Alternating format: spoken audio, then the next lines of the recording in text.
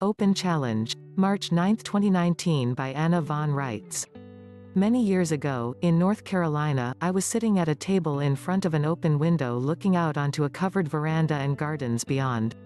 My companion was a retired judge from South Carolina who was in his 90s and still sharp as a tack. He drank coffee made from dried dandelion roots. It may strike people as odd, but the Civil War wasn't really so long ago.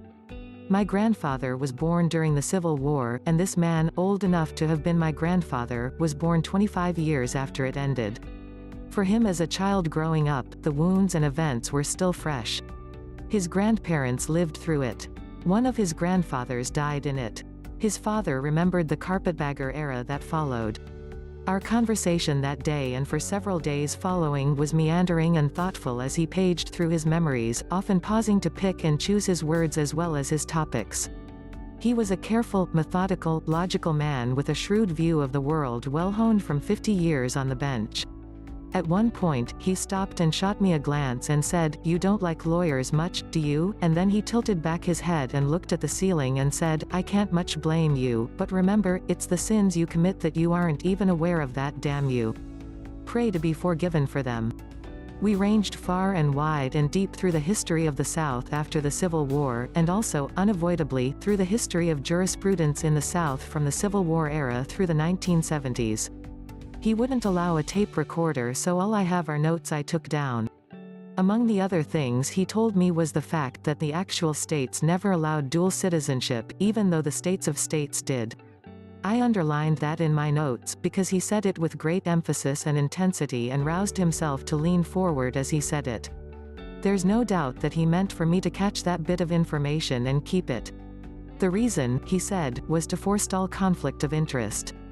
No man can serve two masters. So the land law, which is based on the Bible, dictates that if we serve the land, we have to give up any other political affiliation and stand as state citizens, not federal citizens, aka, United States citizens or citizens of the United States. Almost 50 years have passed and I have been down many rabbit holes since then. I have never once in all my researches, nor in the research of others who have probed these issues, encountered any contrary evidence. No actual state ever allowed dual citizenship. Nothing that man told me has ever proven to be anything but 100% correct and true. Nothing in my own research contradicts him. Nothing in any other research about this topic that I know of contradicts him.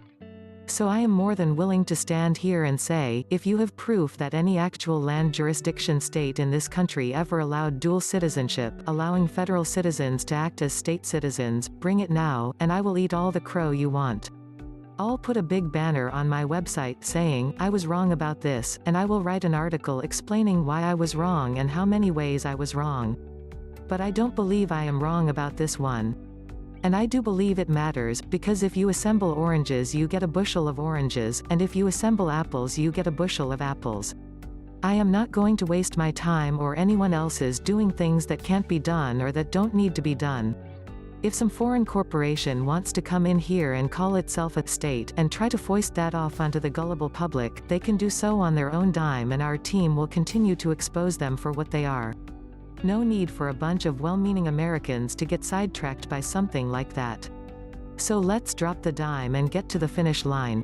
We have all these people claiming that you can be a federal citizen aka United States citizen or citizen of the United States and at the same time act as a state citizen, and I am saying no actual land jurisdiction state ever allowed that. Since we are looking for negative evidence and they made the claim, it's up to them to find a valid exception, at least one pre-Civil War land jurisdiction state that allowed dual citizenship. I certainly don't know of one, but maybe the people bad-mouthing me do. Maybe that old judge from South Carolina was senile and didn't really know what he was talking about. But I wouldn't bet my life, my land, or my Bill of Rights on that, if I were you. Please hit subscribe, like, share, embed, and get ready for many more Anna von Reitz article videos.